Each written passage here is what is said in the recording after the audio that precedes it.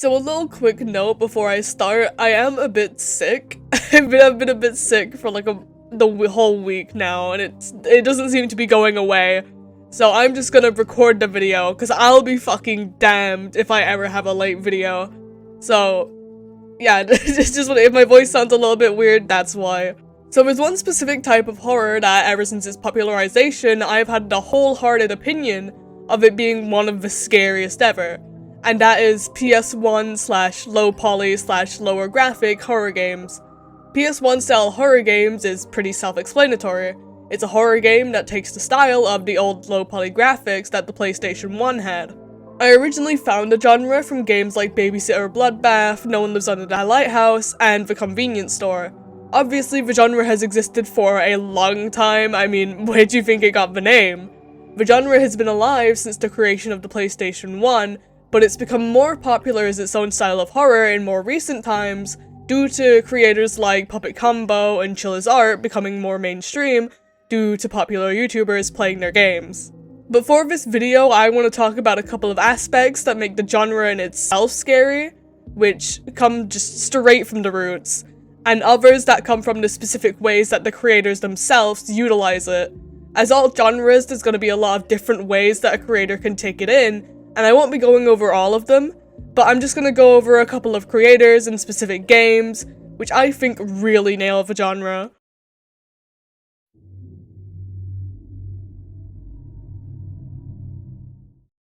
Now, first of all, we need to talk about how the baseline of the genre itself makes it so scary.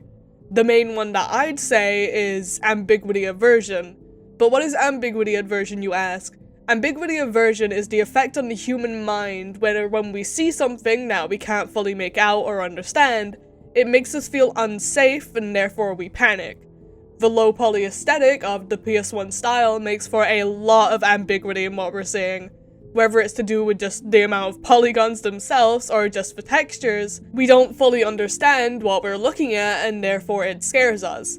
Things like not being able to tell the facial expressions of characters we're talking to, or the lower render distance, which is normally covered up by a darkness or a fog, just adds to the little things that makes everything look visually ambiguous. And it really is the little things that end up making the difference when it comes to horror games. As well as this, there's normally a general feeling of emptiness that old PlayStation games had, which really add to the horror of the genre.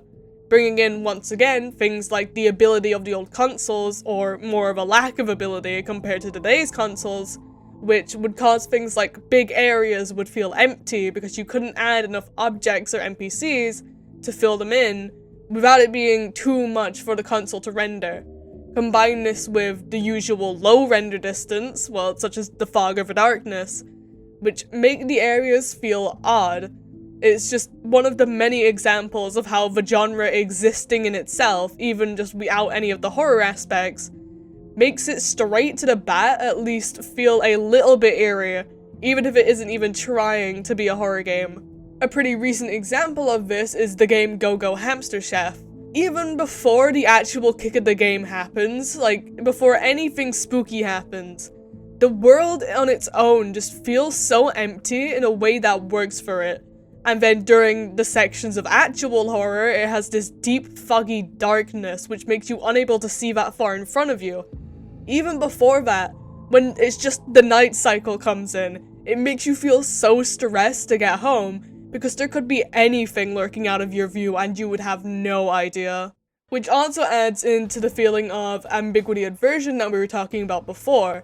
There's this big feeling of the fear of the unknown which comes with PS1 horror titles, and with just the horror genre as a whole. I am fully in the belief that the fear of the unknown is probably one of the more common horror things without people even knowing that they're scared of it. The feeling of unknowing and not being fully acknowledged in something creates the feeling of unsafeness that just really freaks me out. Like, I'll often say when I'm playing a new horror game for the first time, I'll be scared until I see what the monster looks like or what happens in certain scenarios, and then I'll just be completely fine with whatever happens after that. Like, I recently bought the game Demonologist, and I wouldn't even go in the fucking house at first because I didn't know what it was gonna be like. but the moment we actually got in there and all the jump scares started happening, I wasn't as scared anymore. But this feeling of the fear of the unknown is heavily present in the PS1 genre, so that's just something to bring up. Just overall, the visual style of PS1 horror games can be simplified down to when you leave your clothes on your chair and in the middle of the night you look at it and you think it's a person. For that split second, you can't really see what you're looking at and you can't quite make it out.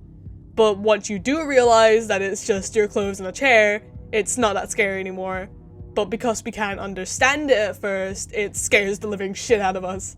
Even just coming away from the visual style itself, the audio in these games are usually the same with their ambiguity. The PS1 came out in 1994, and therefore the level of audio quality would be set to match that. And while I'm not saying that the audio was complete garbage, but it was a lot crunchier and unintelligible than it is now. And the more modern PS1 style horror games do not forget about that.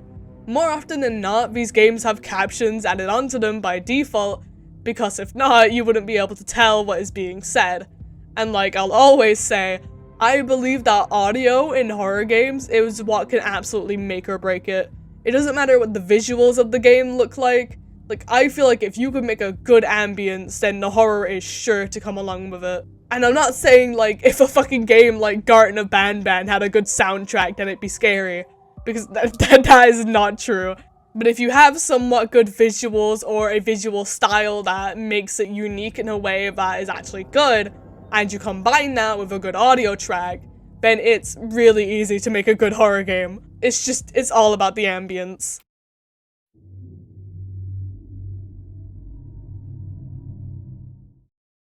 Now, the first creator that I want to talk about is Puppet Combo. And Puppet Combo is an indie game studio that is most known for its titles like Nun Massacre, Babysitter Bloodbath, and Power Drill Massacre. And speaking of creating a good ambience, I'd say that Puppet Combo is one of the great giants of PS1 horror, being one of the most popular too, because of their ability to make a really good ambience. The first game that really shocked me by Puppet Combo has to be the Nun Massacre. The tight and compact areas of the school make for a really cramped environment where you can't see what's around the corner.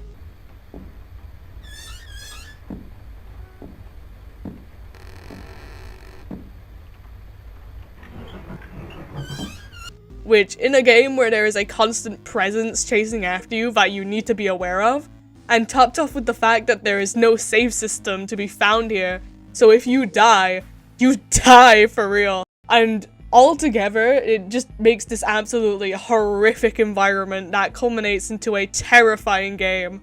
And it just really takes all the ambiguity of the visual and auditory parts that make the genre scary and runs with it. And focusing in on the soundtrack, the track that plays when the nun is nearby, if you'd even call it a track, is filled to the brim with dread that makes you genuinely panic when you hear it.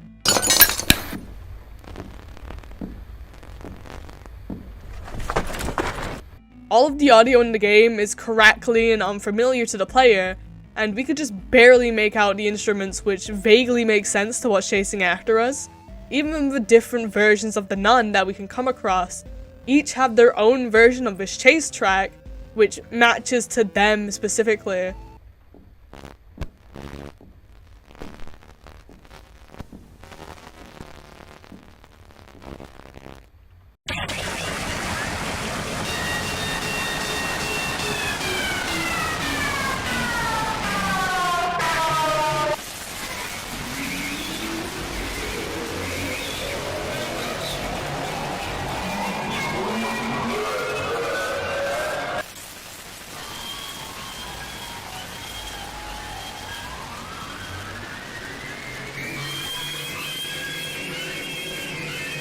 Just overall, the track is fear incarnate, and it sets the player in just straight into a panic, where, especially for the first time players, or for those who can't keep composed like me, can lead to a very swift demise. Which I'd like to say is one of the staples of Puppet Combo games.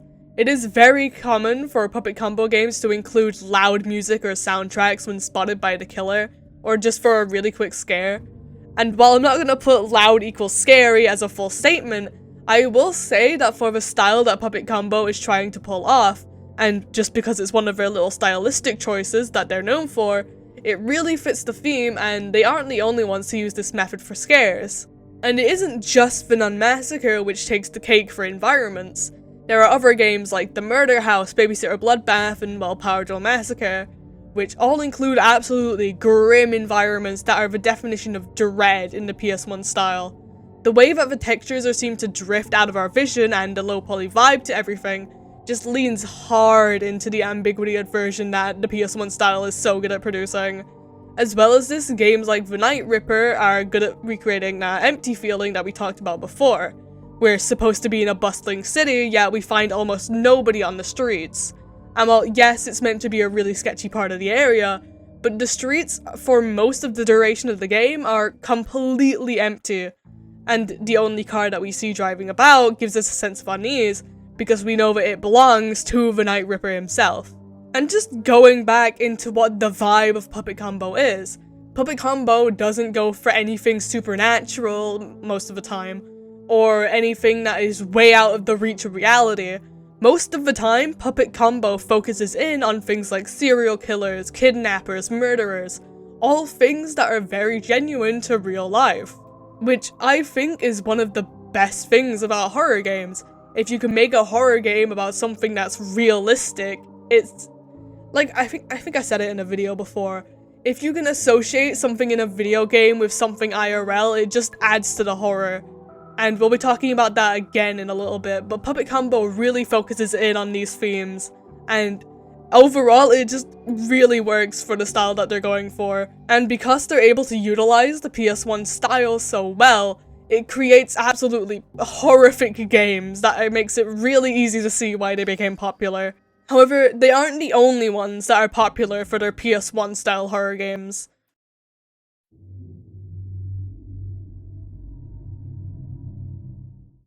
Chiller's art is probably my favorite take on the genre.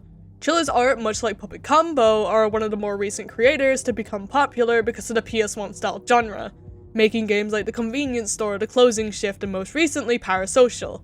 And while Puppet Combo mainly focuses on things like serial killers and murderers, Chiller's art focuses more on things of the paranormal and stalkers.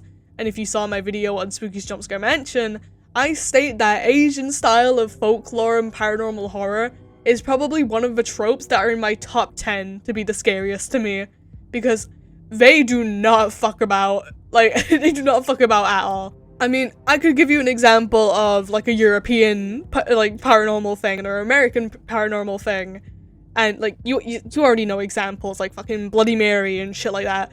Take, for example, Aka Manto, a spirit that haunts public or school bathrooms, and will ask the person in the bathroom whether or not they want blue paper or red paper. If they pick blue, then they'll be strangled to death. If they pick red, they'll be lacerated so badly that they'll be drenched in their own blood so much that it will cover their entire body. And there are even other variations of this tale that sometimes involve a white paper, but for the game that we're going to be talking about by Chiller's Art, this is the version that we get a reference to at the start of the game. But the point still stands, they do not fuck about at all. So that's why I just personally think that Chiller's Art is a lot scarier than Puppet Combo for this reason. They have, like, very similar styles, because they're both, like, the PS1 type of, like, but Chiller's Art does it in a way that focuses more on paranormal, and less on the loud equals scary thing. At least not as much as what Puppet Combo does. But coming back to Aka Manto, it is a lot like the Nun Massacre, where it takes place in a school with a lot of twists and turns that add to a really cramped feeling of the environment.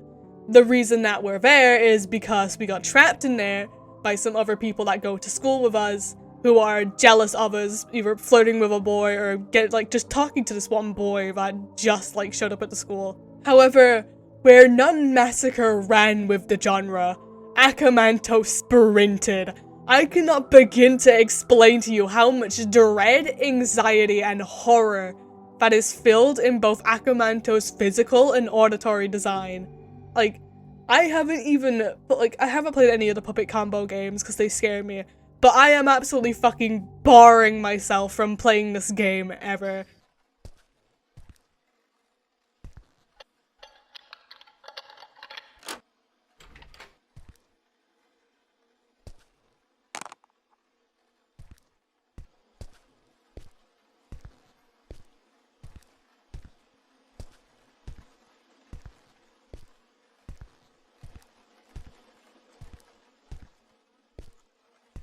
But I could not begin to explain to you, just even in gameplay, the slightest bit of uncertainty will fill the player with fear and unease at their own lack of knowledge. The hallways are tighter, the environment is darker, and most of all, the soundtrack. The ungodly track that plays when being chased by Aka Manto is just chilling and panic-inducing to the core.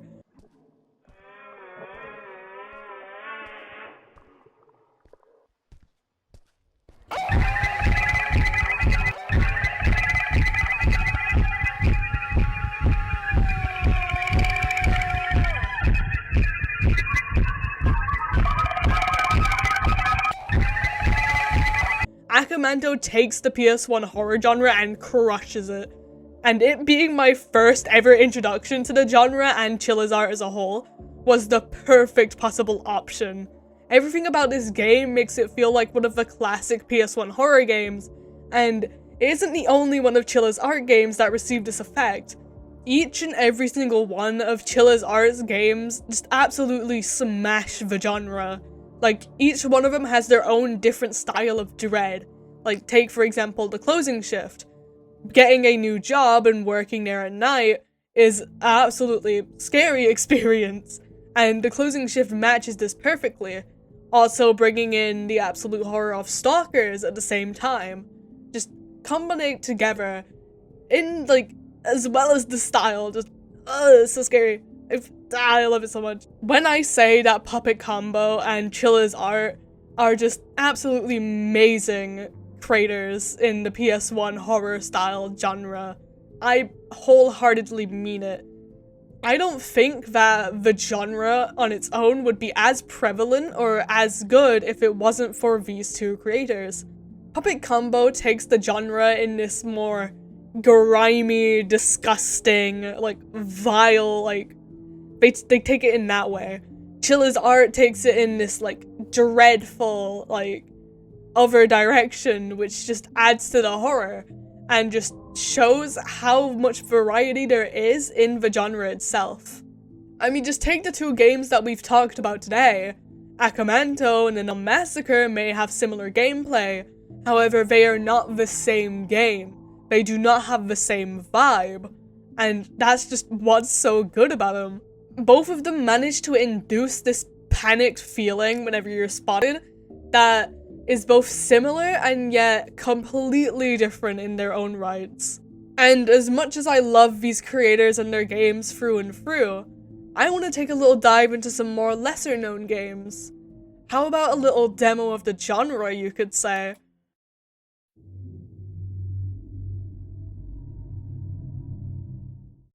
Let's take a little bit of a step back towards the popular creators themselves, and back to a more popular collection of games instead.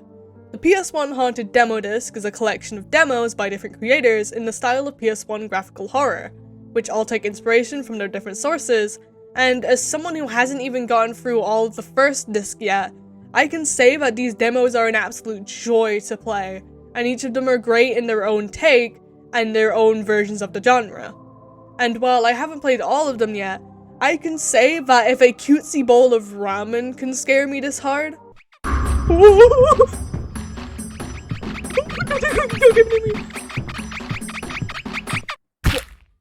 then yeah, the games are pretty good. And that's not even the best part. Even just the setup of the disc itself improves over time. Currently, there are 3 different Haunted Demo discs, that being the 2020, 2021, and the Haunted Mall discs. But the main thing is that each time that there is a new Haunted PS1 title that comes from the community, it gets even better. I mean, the first ever disc just had a simple menu, and in other ones we have an entire mall or a museum of all the games on the disc. And there isn't a distinct quality I can talk about because each of the games use their own genre in their own style. I'd like to make it an example of how much the genre can be made into different styles and still hit just as hard each time. However, let me just go through a couple of examples of some of the demos that we find in these discs. Starting off with the game Until Big Light. In Until Big Light, you play as a mouse who is seemingly getting kicked out of their place of living. And over time, we learn that there's this whole fucking patriarchy of cats, and the cats aren't very nice. And while there isn't much of a horror aspect and more of a story aspect to this, it's just a really good game, and its story, it gets you really hooked into the style that it's taking place in, and just, it's a good game. But apart from that, it's a really good demo. Another example coming from the same disc is Insomnia, where it's a collection of dreams that the creator had, and honestly, out of all the fucking games that I played on this disc, this one had to be the one that, like, I've talked about the Ramen Ball. The Ramen Ball scared the shit out of me. But Insomnia has there are so many good moments in this one demo alone. Like, there's an example where you're standing in front of a vent, and you hear noises coming up the vent, but you don't actually ever get to see what's coming up at us. And it's horrifying. It's so scary. Even just other moments where you're walking around and suddenly there's a voice talking in your ear. The game, it's set in this really gritty Silent Hill 1 type of style, which is very different to the style that Until Big Light had going on. The amount of different ways that you can take the genre that are shown in these demo discs alone are just so incredible, and I heavily suggest going and check some of them out. I might make a video about it one day just because of how good they are. Like, to be honest, I fucking love these discs.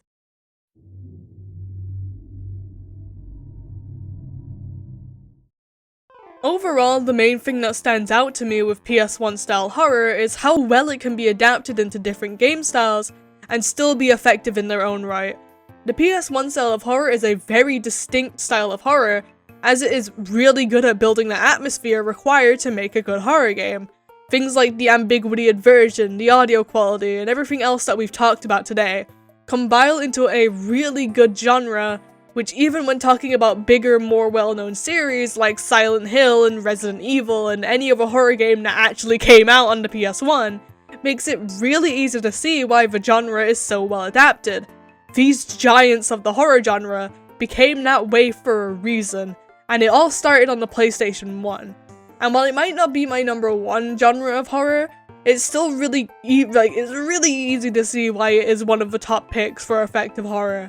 But that will be all. We recently hit 500 subscribers on the channel, and I couldn't be thanking you guys more.